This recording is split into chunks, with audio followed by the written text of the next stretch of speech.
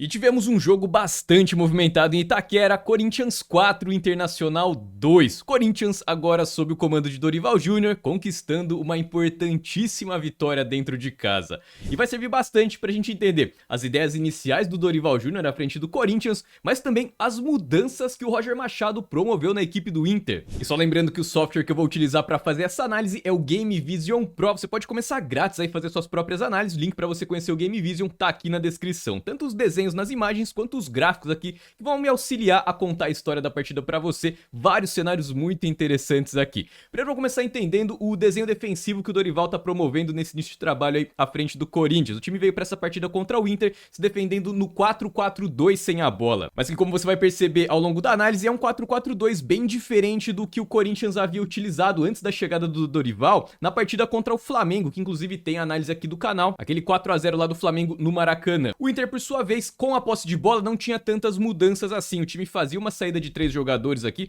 com o Fernando espetado entre os dois zagueiros abriam, né? Vitor Gabriel aqui pela esquerda e lá pela direita o Vitão. Dois volantes um pouco mais por fora do bloco, a gente tinha o Bruno Henrique, que caía um pouco mais pela direita, mas também o Thiago Maia, titular para essa partida, e o Alan Patrick sempre circulando bastante aqui, caindo pela direita, caindo pela esquerda, recuando por fora do bloco para iniciar algumas jogadas. Os dois laterais atacando com bastante amplitude, lá pela direita a gente tinha o Aguirre, aqui pela esquerda o Bernabé, os dois atacando simultaneamente, e dois atacantes mais por dentro do bloco, né? A gente tinha o Wesley aqui então, junto com o Ener Valencia. E em relação à escalação do Corinthians, dupla de ataque tradicional, Memphis Depay e Yuri Alberto, lá pela esquerda a gente tinha o Romero, aqui a dupla de volantes, a gente tinha o Martínez pela esquerda, Ranieri pela direita e o Carrillo fechava aqui o corredor pela direita. E na linha defensiva, talvez a grande surpresa tenha sido a entrada do Hugo como titular, né? Hugo na lateral esquerda então, Kaká como zagueiro esquerdo, André Ramalho na direita e lateral direito Mateuzinho. Agora vamos dar uma olhada aqui nos posicionamentos quando o Corinthians tinha a posse de bola e o Inter se defendia. Talvez aqui a grande mudança na estrutura do posicionamento do Inter. O time se organizava basicamente nesse 5-2-3. Claro que o Wesley fechava muito mais aqui o corredor da esquerda, então muitas vezes a gente vinha ele mais fechando aqui ao lado dos dois volantes, né, o Bruno Henrique e o Thiago Maia, mas na maioria das vezes, em especial quando o Corinthians estava aqui com a posse de bola nos zagueiros, né, aliás, o Corinthians também fazia uma saída de 3 jogadores, né, com o André Ramalho pela direita, o Kaká, que não tá aparecendo na imagem, mais centralizado, e pela esquerda o Hugo ficava mais recuado, então o Corinthians fazia essa linha de 3 jogadores aqui atrás, que acabava batendo de frente então com esse primeiro combate aqui do Inter, então muitas vezes o Wesley avançava aqui, por isso que o time ficava na maioria das vezes nesse 5-2-3. Quem guardava muita amplitude lá pela esquerda era o Martínez, ele passava sempre aberto lá em cima, pela direita tinha sempre uma troca de posições, né, com o Carrillo e também o Mateuzinho, eles trocavam bastante, um ia por dentro, outro vinha por fora, e aqui pelo corredor central o Corinthians tentava promover uma bagunça ali pra desencaixar a marcação do Inter. A gente tinha o Ranieri que se movimentava bastante, geralmente, mas por fora do bloco, o Romero não ficava muito aberto, né, ele fechava mais, realmente lá pelo lado esquerdo a gente tinha um posicionamento um pouco mais bem definido, né, com o Martínez de frente aqui pela direita, e o Alberto também ficava mais espetado entre os zagueiros, né, brigando bastante por espaço aqui, e talvez o jogador chave aqui pra desencaixar a marcação tenha sido o Depay, principalmente ali até a metade do primeiro tempo, isso porque muitas vezes ele começava recuado aqui, mas ele se apresentava, se movimentava bastante, ele flutuava aqui e ele sempre aparecia com bastante espaço para ser a rota de infiltração que o Corinthians utilizava para atacar o bloco de marcação do Inter. Como por exemplo nesse lance, dá uma olhada aqui então o Corinthians fazendo sua saída de 3 jogadores, com o Kaká aqui pelo meio, Hugo pela esquerda, Ranieri mais por fora do bloco aqui iniciando essa construção, Mateuzinho mais por dentro novamente. Então muitas vezes o que acontecia é que os dois volantes do Inter, né, o Bruno Henrique ficava mais atraído pelas movimentações que aconteciam aqui ao lado dele, e o mesmo acontecia aqui com o Thiago Maia, né? E como você pode perceber pela imagem aqui, o Depay já tá se projetando, né? Já tá se apresentando aqui pro jogo. O Ranieri percebe a movimentação do Depay, já vai fazer o passe pra ele. Agora dá uma olhada como o Fernando até sai pra tentar fazer a marcação, mas o Depay dá prosseguimento da jogada com apenas um único toque, muito rápido aí nessa construção. De fato, o Corinthians aproveitou bastante essa infiltração ali pelo meio com o Depay. De primeira ele já vai dar aqui no Yuri Alberto, e com isso o Corinthians consegue infiltrar. O Yuri Alberto vai levando essa bola ali no espaço entre as linhas, abre lá na esquerda com o Romero, ele vai partir pra cima ali da marcação do Aguirre, e ele vai conseguir fazer um cruzamento, ó, puxa pra perna direita, faz um cruzamento, e ó quem tá lá pra cabecear, justamente o Depay. Ele cabeceia essa bola, o Antony acaba escorregando aqui, ó, essa bola vai no travessão e sai. Primeira boa chance aí do Corinthians aos 11 do primeiro tempo. Mas esse lance é bom pra gente ver a troca de posições, né? Dessa vez o Carrillo tá vindo mais por dentro e o Mateuzinho passando mais pela direita. De novo o Corinthians fazendo a saída de 3 e mais uma vez o Inter no seu 5-2-3. Ó, o Martínez passando lá pela esquerda, também os 3 atacantes aqui mais pelo corredor central. Agora a movimentação fundamental de novo vai ser do Depay. Primeiro dá uma olhada como os dois volantes, a princípio eles estão sendo mais atraídos pelas movimentações dos meio-campistas do Corinthians, né? Tanto do Ranieri aqui, o próprio Carrillo aqui acaba atraindo um pouco a marcação do Thiago Maia. Isso porque essa jogada vai vir aqui pela direita com o Mateuzinho, ó. Ela vai chegar aqui, o Carrillo se apresenta, ó, como o Thiago Maia vem junto com ele. Agora perceba como mais uma vez o Depay tá completamente livre. Isso porque o Inter jogando com 3 zagueiros, né, o Fernando compondo ali essa linha de 3, acabava então que 2 jogadores ficavam mais ociosos, né, e o Corinthians conseguia criar essa superioridade. Na verdade o Memphis se movimentava livre ali, né, isso vai mudar também ainda no primeiro tempo, mas calma que a gente vai chegar lá. Aqui mais uma vez ele vai ser a rota pra infiltração, né, ele recebe a bola ali, o Bruno Henrique até tenta chegar na marcação, mas bastante liberdade pro Memphis ali, né, ele arrisca um chute de longa distância, mas já ficando claro qual era o caminho pro Corinthians conseguir infiltrar no bloco de marcação do Inter e tentar jogadas com potencial de perigo um pouco maior. Aos 24 do primeiro tempo, o Corinthians vai repetir a mesma jogada, os 2 volantes do Inter aqui, né, Thiago Maia e o Bruno Henrique. A bola vai chegar de novo aqui no Mateuzinho. O Carrillo tá mais espetado aqui, né, se projetando pra atrair a marcação do Vitor Gabriel, né, o zagueiro esquerdo aqui, porque o Bernabé já saiu aqui pra caçar o Mateuzinho. E perceba a organização ofensiva do Corinthians. Se você parar pra analisar todos esses lances que eu mostrei pra você, a organização era praticamente a mesma, com exceção das trocas de posição pelo lado do campo, mas a estrutura de posicionamento já vai ficando claro, que indica aí já um bom pilar do modelo de jogo do Dorival Júnior, que eu acredito que a gente vai ver se repetir aí pra outras partidas. Agora, novamente, quem vai recuar aqui entre os 2 volantes, ó, essa bola aqui, o Mateuzinho até tenta fazer um passe ali, mas ela acaba resvalando no Bernabé. Mas dá atenção aqui ao Memphis também, como ele vai recuar de novo entre os 2 volantes do Inter e vai receber essa bola. Bola resvala ali, sobra limpa pro Memphis, que recua novamente com bastante espaço e novamente ele vai dar prosseguimento na jogada muito rápido, ó, de primeira de perna canhota ali, já colocando o Yuri Alberto pra correr no vazio, ó. Ele faz a diagonal do meio mais pra direita, prende a bola, escapa da marcação do primeiro, do segundo, bate de canhota no cantinho do Antony ali, belíssima finalização do Yuri Alberto. Ele tinha até o Romero passando livre lá pela esquerda, né, que tinha desencaixado a marcação ali do Aguirre. Corinthians abre o placar aos 24 do primeiro tempo. E ainda no primeiro tempo, a mudança, né, a resposta do Roger Machado pra tentar neutralizar aquele espaço ali que o Memphis estava percorrendo e encontrando muita liberdade pra iniciar as jogadas de infiltração, foi justamente tirar o Fernando da linha. Então ele passou a jogar com 2 volantes, né, o Inter começou a ficar mais próximo daquela estrutura do 4-1-3-2, a gente viu isso mais bem definido no segundo tempo, mas ainda no primeiro tempo a gente viu o Inter fazendo essa linha de 4 com o Fernando e o Thiago Maia um pouco mais recuados e o Bruno Henrique mais aberto pela direita. O Inter não jogou com um ponta direito nessa partida, jogou apenas com o Wesley, né? Ele até caiu por alguns momentos lá pela direita, mas na maioria das vezes a gente via ele aqui mais pela esquerda. Agora na prática o que aconteceu foi que a mudança de posicionamento do Fernando passou a neutralizar a principal jogada do Corinthians. Então claramente depois que o Corinthians abriu 1-0, teve essa mudança de posicionamento ali na defesa do Inter e o Inter passou a conseguir neutralizar os ataques do Corinthians, mas principalmente recuperar posses de bola e ter mais volume de jogo no campo de ataque. Agora vamos entender então qual era a vantagem que o Inter tentava explorar quando tinha a posse de bola, isso ainda no primeiro tempo. E tem um gráfico aqui que vai ilustrar muito bem esse encaixe de marcação do Inter, em especial quando o time avançava o bloco de marcação. Vou filtrar aqui apenas as saídas de bola do Corinthians do primeiro tempo. Bolinhas brancas, o Corinthians conseguiu avançar em campo, bolinhas vermelhas, a marcação-pressão do Inter funcionou. Dá uma olhada como até o minuto 20 o Corinthians teve 6 saídas de bola, conseguiu avançar 5 vezes em campo. Apenas uma única bolinha vermelha aqui que o Inter conseguiu matar a saída de bola do Corinthians. Depois do minuto 20, dá uma olhada como a situação se inverte completamente. O Corinthians teve mais 7 saídas de bola e o Inter recuperou 5 bolas. O Corinthians avançou apenas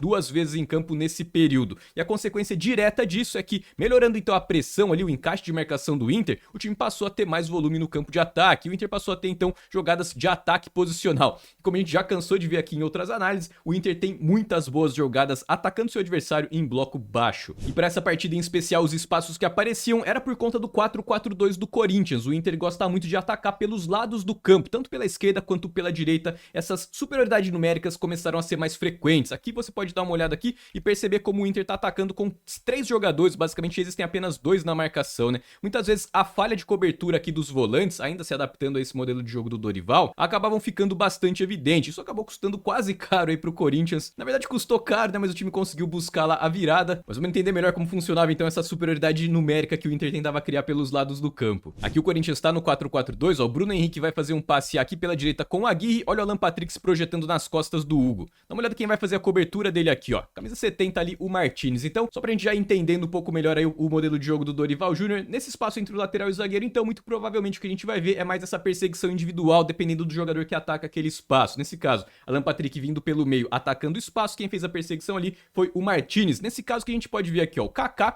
recuando, né, para fechar um possível cruzamento, fortalecer aqui o jogo aéreo. O Aguirre vai recuar essa bola aqui, ó. A bola vai voltar aqui com o Bruno Henrique, ele vai prender, levantar a cabeça, dar uma olhada no Martínez, ó, como agora ele abandona a marcação do Alan Patrick e avança aqui para fazer a marcação do Fernando. Então, o Fernando também passou a ser peça-chave ali com essas movimentações dele mais à frente, ele não ficava mais muito recuado lá, fazendo aquela saída de 3 como a gente havia visto no começo da análise. O fato dele começar a atacar mais ajudava a atrair a marcação de um dos volantes do Corinthians, né, ou o Ranieri ou o Martínez. Agora, se você olhar lá na frente, né, na progressão da jogada, você vai perceber que existe uma situação de 2 contra 1 aqui pra cima do Hugo, assim como havia naquele lance anterior ali o Bernabé e o Wesley pra cima do Mateuzinho. O Inter vai trabalhar essa bola aqui mais recuado, ó.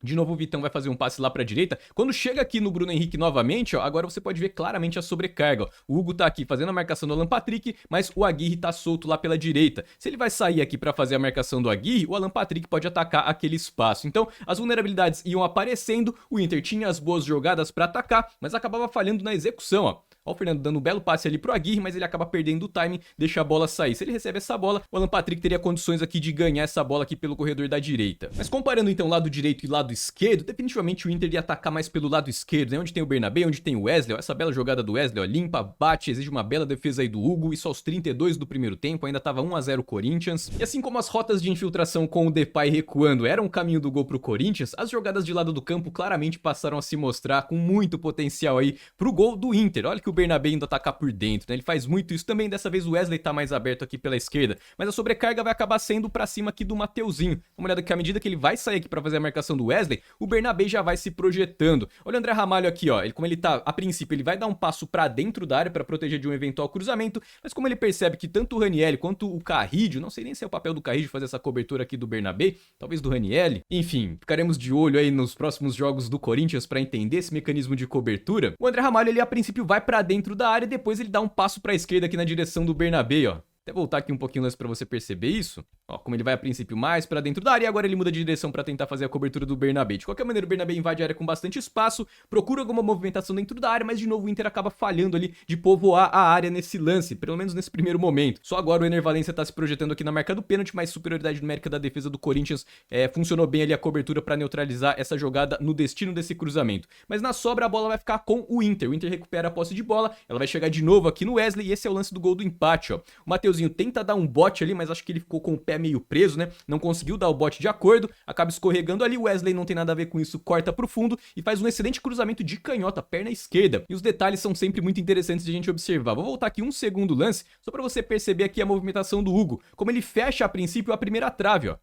Ele dá um passo pra frente e o Wesley faz esse cruzamento mais balão, mais por cima, de canhota. E quando ele tenta ir na bola, aí já é tarde demais, né? Aquele pequeno passo ali faz toda a diferença, né? Ele quase chega na bola, fica muito perto ali de conseguir fazer o corte. Na minha visão aqui também o Hugo acaba abandonando a marcação, né? Ele fica mais de olho ali, teria que ter acreditado até o fim ali pra mandar essa bola pra escanteio. E o Aguirre, que não tem nada a ver com isso, tava lá, acreditou até o final. Entrou de carrinho ali e empatou o jogo pro Inter aos 37. Bela jogada aí do Inter. Mas não tão bela quanto o segundo gol. De fato, o segundo gol do Inter foi um golaço. Vou até dar um play aqui só pra você ver a jogada mais fluida. Essa troca de passe, depois eu vou parar pra explicar um pouco melhor, ó. Mas foi uma belíssima troca de passes do Inter, ó, de pé em pé. Invadiu o bloco de marcação do Corinthians bem postado e terminou lá no fundo da rede com essa finalização do Thiago Maia. Mas você já deve ter percebido aqui por conta dos lances anteriores que a gente analisou, quais foram os espaços que apareceram, né? Vamos lá então, ó. Aqui, ó, Alan Patrick e Martínez. Então esse encaixe de marcação pra mim ficou bem claro. Hugo então sai pra fazer a marcação aqui do Aguirre. O Alan Patrick se movimenta, vai trazendo com ele aqui a movimentação do Martínez. Quem se apresenta novamente aqui pra ajudar a desencaixar a marcação é o Fernando, né, justamente na entrada da área. Mais uma vez ele vai dar um tapa de primeira ali pro Alan Patrick. O Alan Patrick vai conseguir se desmarcar aqui do Martínez. E o Ranieri, né, é obrigado então a avançar aqui pra cobrir a bola. Caso ele não fizesse isso, o Fernando teria liberdade aqui na entrada da área pra fazer uma finalização ou até tentar a infiltração aqui mais pelo corredor central. Isso é importante porque ele acaba tirando o Ranieri de uma possível cobertura pra esse passe aqui, pra essa infiltração do Alan Patrick. Mas fundamental pra mim, acho que quem cochilou mais na marcação aqui foi o próprio Martínez, ó. Ele que vai deixar o Alan Patrick escapar livre nas costas dele. E por conta do Ranieri ter avançado no Fernando, agora você vai ter livre aqui também o Thiago Maia. O Alan Patrick vai dar um tapinha ali pra trás, Thiago Maia com gol aberto ali, faz a finalização e vira a partida pro Inter. Final do primeiro tempo, 2-1 Inter, o Corinthians ainda teve uma chance em um escanteio, o Yuri Alberto finalizou, Antony fez uma excelente defesa, mas de maneira geral, vários cenários muito interessantes, primeiro tempo muito rico aí em termos de interação tática. E a verdade é que a gente teria um grande jogo na segunda etapa por alguns pequenos detalhes. Aqui um lance do comecinho do segundo tempo, ó, o Fernando fazendo a marcação do Depay aqui, né, não tá mais espetado aqui na linha defensiva. Agora, dá uma olhada como o Corinthians não vai encontrar a rota de infiltração, vai fazer o recuo aqui, a bola vai chegar lá no André Ramalho, lá pela direita. Nesse momento a gente já via o Inter mais bem definido ali naquele 4-1-3-2, né, com o Fernando aqui nas costas dessa linha de 3, o Inter mais no seu desenho defensivo tradicional. Agora dá uma olhada no belo passe que o André Ramalho vai achar aqui, ó, pra gente fazer aquela reflexão entre vantagens e desvantagens dos posicionamentos, né? Olha o passe do André Ramalho, ó, de perna direita, e olha quem ele vai achar. Justamente o Memphis nas costas do Fernando. Então o fato de você tirar o Fernando da linha defensiva acaba abrindo outro tipo de espaço. Você neutraliza uma jogada, mas você passa a ter a oportunidade de atacar mais em profundidade. Pequenos detalhes aí que o futebol de alto nível acaba nos presenteando. E olha que belo passe, né? A bola vai conectar ali no Memphis, ó, ele vai ter a possibilidade de atacar a linha defensiva mais aberta, mas o Fernando consegue se recuperar muito bem ali, ó. Se coloca entre o Memphis e o gol e consegue bloquear o chute do Memphis. E quando tudo caminhava para esse jogo bem intenso, né, lá e cá, com vantagens do Inter pelos lados do campo, o Corinthians tentando atacar ali pelo corredor central, explorando bastante a mobilidade ali do Memphis. A gente teve esse lance aqui, ó, o Ranieri recupera uma bola, ele vai tentar sair em contra-ataque, cai no chão e o juiz dá o segundo amarelo pro Bruno Henrique e expulsa o jogador do Inter. Pô, acho que esse é o tema maior, né, as polêmicas de arbitragem dessa partida. Na minha visão, essa foi a única decisão errada da arbitragem, exatamente. Esse cartão, na minha visão, acabou sendo injusto. O pênalti que o Inter reclamou em cima do Wesley, na minha visão, não foi pênalti. O pênalti a favor do Corinthians foi bem marcado. E os dois gols anulados por falta na origem da jogada também foram bem anulados, na minha opinião. Mas como eu costumo dizer aqui, a minha opinião é a que menos importa. De qualquer maneira, o árbitro viu em campo. A princípio, ele até fez uma movimentação ali, mandando o jogo seguir, mas depois ele acaba por algum motivo ali mudando de decisão, apita a falta e ainda vem dar o cartão amarelo pro Bruno Henrique. Mas se você tem uma opinião diferente da minha aí sobre polêmicas de arbitragem, não tem problema nenhum, tá? O objetivo aqui é fazer análise tática de fato. Pouco mais de 3 minutos depois, o Corinthians conseguiu atacar pela direita com o Carrillo, que vai fazer um excelente cruzamento, ó. A bola vai chegar aqui no Matheus Bidu, que tinha entrado no intervalo, tivemos duas alterações, né? O Matheus Bidu no lugar do Hugo e também o Oscar Romero no lugar do Alan Patrick, que saiu sentindo lesão, mas nem tinha dado tempo do Inter se reorganizar, né? O Carrillo já acerta esse belo cruzamento ali, o Matheus Bidu, aliás, de cabeça ajeita, e o Yuri Alberto ali disputa com o Vitor Gabriel, a bola acaba entrando e o Corinthians consegue empatar a partida. Logo depois do gol, o Roger reorganizou o time dele, colocou no 5-3-1 para tentar se proteger desses cruzamentos do Corinthians, em especial fortalecer a disputa lá dentro da área, né, tendo 3 zagueiros. Então basicamente o que ele fez foi recuar o Fernando de novo para dentro da linha defensiva. Além disso, ele colocou também o Ronaldo aqui para jogar ali pelo meio, o Thiago Maia também acabou sentindo, né, pediu para sair, e colocou o Gustavo Prado aqui para jogar pela esquerda, ficou com o centroavante aqui, o Wesley. Agora tem um gráfico aqui que ilustra muito bem qual foi a jogada tentada do Corinthians, isso porque o time de fato parou de tentar as infiltrações ali com o Memphis, né, não encontrava mais espaços ali para tentar aquelas infiltrações, o Inter baixou mais as linhas,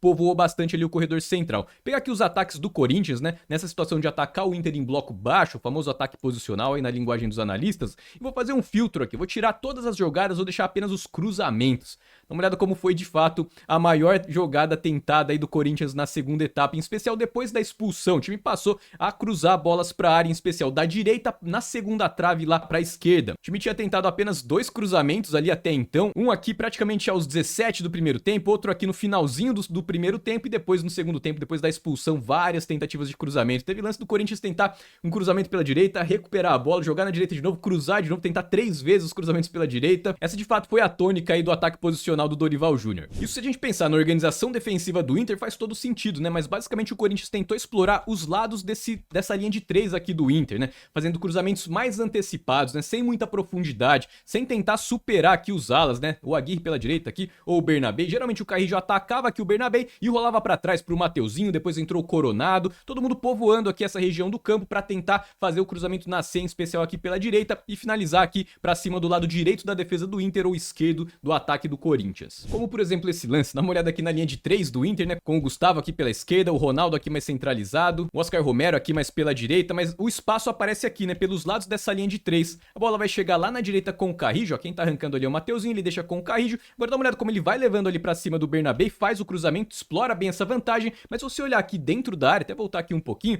dá uma olhada como nesse momento a linha defensiva do Inter acaba formando aquela barriga, né? O Aguirre acaba recuando menos aqui que o Fernando e o Vitor Gabriel, o que acaba oferecendo muito espaço aqui pro Memphis cabecear completamente livre no bico da pequena área. Olha como ele vai entrar livre de impedimento ali, justamente nas costas aqui do Aguirre, né, e do Vitão, ó. Cabeceia essa bola, testa, manda na trave, quase o gol do Corinthians aí aos 30 do segundo tempo. Ó, separei um lance aqui daquele tipo de cruzamento que eu tava falando. Ó o Carrillo aqui como ele vai levando, ó, vai conduzindo, e ele rola pra trás e agora com bastante espaço ali, ou o Mateuzinho ou o Coronado aparecer por ali, pra fazer esse tipo de cruzamento mais antecipado, buscando a segunda trave ali. De fato, o Corinthians insistiu bastante nesse tipo de jogada, até porque foi mostrando bastante potencial. Isso porque encontrava liberdade na origem desses cruzamentos, mais uma vez aqui, ó, Carrillo vai receber essa bola, vai partir pra cima do Bernabé, não vai fazer o cruzamento, rola pra trás e o Mateuzinho já chega cruzando de primeira. Liberdade na origem, então. E lá no destino, se você pensar, existia uma vantagem, porque o Aguirre não tava fazendo uma boa partida defensiva, né? Acabou recuando menos, acabou perdendo alguns duelos aéreos ali, perdendo tempos de bola, e acabava sendo uma vulnerabilidade ali que o Corinthians tentava forçar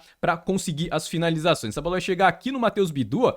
Ele domina, faz de novo o cruzamento ali, ela sobra redonda pra finalização do Thales Magno, se não me engano, que já tinha entrado nesse momento, mas ela vai sobrar muito boa pro Depay, olha lá, ele testa, mas acaba cabeceando em cima do Antony, que faz uma excelente defesa, aliás, duas excelentes defesas ali, e o Inter consegue sobreviver a esse ataque do Corinthians aos 42 do segundo tempo. E o mais curioso é que na sequência desse mesmo lance, ó, a bola vai sobrar aqui com o Matheus Bidu, dá uma olhada no que o Corinthians vai tentar, vou até acelerar aqui o lance, ó, pra você ver que o Corinthians de novo vai levar a bola lá pra direita, ela vai chegar de novo aqui no Carrillo, que parte pra cima do Bernabé, pisa, segura, rola pra trás, mesma jogada, né? E de novo o Mateuzinho faz o cruzamento, dessa vez o Ronaldo desvia ali na primeira trave, mas ela sobra aqui pro Matheus Bidu, ou melhor, sobraria pro Matheus Bidu, mas o Romero acaba cometendo o pênalti ali. Pênalti que Yuri Alberto bateu e marcou seu terceiro gol na partida aos 49, virando o confronto. No final do jogo, o Inter até teve algumas jogadas aqui de bolas paradas, né? Levou um certo perigo ali, né? Quase buscou o empate, não teve nenhuma chance clara de gol, mas de qualquer maneira acabou assustando um pouco a torcida ali. De fato, o jogo tava muito intenso, muito emocionante. Mas quando o Inter saiu de trás, acabou oferecendo então espaço para um contra-ataque, já nos acréscimos ali, praticamente no apagar dos holofotes,